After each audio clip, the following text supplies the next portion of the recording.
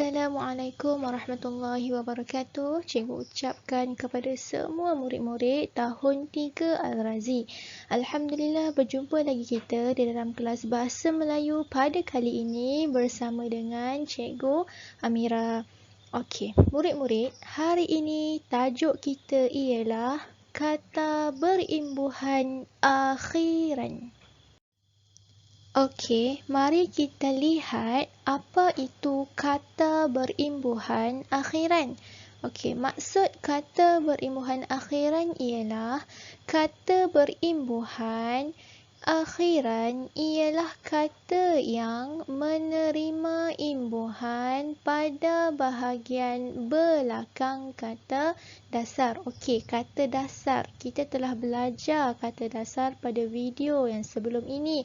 Cikgu harap murid-murid masih ingat lagi apa itu kata dasar. Okey, imbuhan akhiran. Akhir maksudnya imbuhan yang diletakkan di belakang kata dasar. Okey murid-murid, di sini kita akan lihat beberapa jenis imbuhan akhiran yang murid-murid boleh tambah di belakang kata dasar. Okey, baiklah. Yang pertama sekali, KAN, kan. KAN, kan. Yang kedua, IE. Yang ketiga, an. Itulah dia ketiga-tiga imbuhan akhiran yang murid-murid akan belajar pada hari ini. Baiklah murid-murid, mari kita cuba fahami sedikit formula yang cikgu berikan di sini. Kotak yang pertama, cikgu ada tulis kata dasar. Ditambah dengan kotak yang kedua, imbuhan akhiran, akan mendapat jawapan kata berimbuhan akhiran. Okey, perkataan pertama di sini, kata dasarnya ialah datar, akan ditambah dengan imbuhan akhiran an. An akan mendapat jawapan dataran. Okey, yang kedua, ambil, ditambah dengan imbuhan akhiran kan, kan, akan mendapat jawapan ambilkan. Yang ketiga, kita ada perkataan kata dasar dekat, ditambah dengan imbuhan akhiran ie, akan mendapat jawapan dekati. Yang seterusnya, jom kita tengok contoh yang lain. Okey, di sini nombor 1, cikgu ada kata dasar bekal. Ditambah dengan imbuhan akhiran an. An akan dapat jawapan bekalan. Yang kedua, cikgu ada perkataan simpan. Ditambah dengan imbuhan akhiran an. An juga akan mendapat jawapan simpanan. Yang ketiga, serta. Ditambah dengan imbuhan akhiran ie, akan mendapat jawapan sertai. Yang keempat, tahun. Ditambah dengan imbuhan akhiran an. An akan mendapat jawapan tahunan. Yang kelima, tutup. Ditambahkan dengan imbuhan akhiran kan. Kan akan mendapat jawapan tutupkan. Baiklah murid-murid, mari kita tengok contoh yang lain pula. Di sini, cikgu ada kata berimbuhan akhiran yang sudah pun ditambah dengan imbuhan akhiran.